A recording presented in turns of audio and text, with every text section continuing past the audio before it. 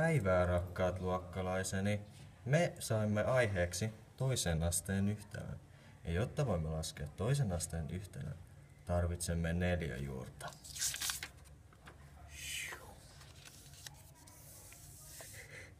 Ja mikä se on? Neliöjuuri on luku kerrottuna itsellään, eli luku potenssiin 2. Zoomataan. Ei. Lähemmäs.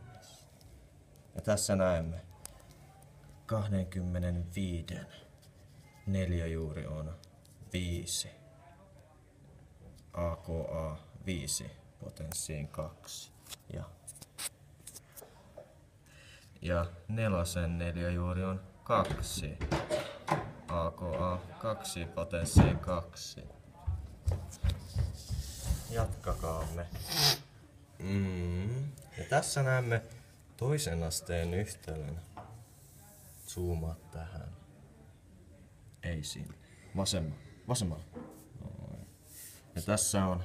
Ei, lähemmäs. X potenssiin 2 on yhtä suuri kuin 36. Ja jotta voimme laskea sen...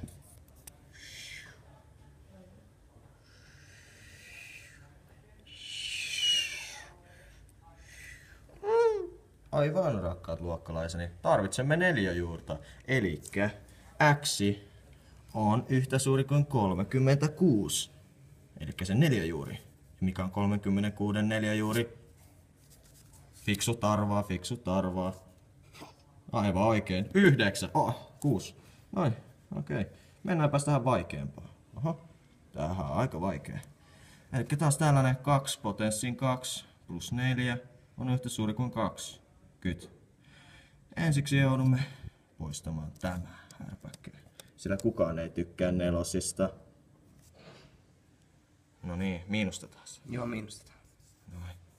Sitten siitä tulee x on potenssi 2 on yhtä suuri kuin 16. Nyt se on kivempi luku. Niin onkin. Ja se pistetään neliöjuureen. Ja mikä se on? Edelleen fiksut arvaa. No niin, Nikke. 4. Mä tiedän, että sä arvaat tää. Onks se 4? Ei kun Tommi. Sä siellä arvaa. Noniin. Arvasit väärin. Se on 4. Moi, mä oon Tavimaan Matikka Velho. Tässä mä teille vastauksen kerron.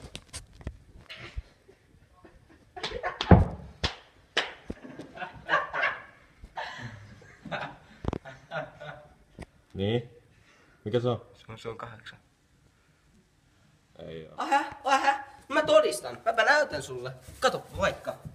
Kaku 9, sitten...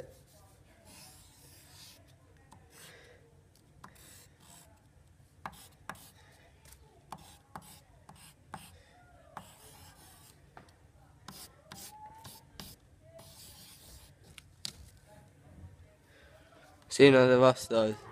Mutta tämähän on laskettu ihan väärin. Ei tainnut matikkavelho kuunnella koulussa, kun tätä asiaa opetettiin. Mutta minä opetan teille sen oikein.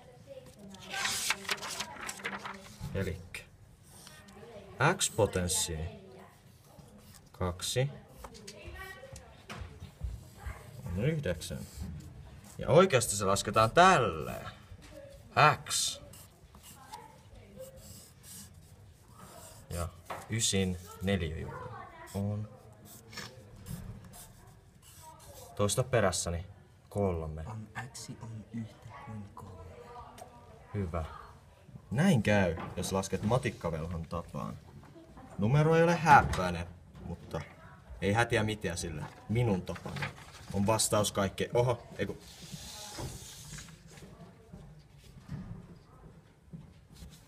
Se on 9. Niin mikä se on? Se on 9. Tuollaista leijutaan kavereille sit kun menee tuonne lukioon. Joo, itiksen lukio.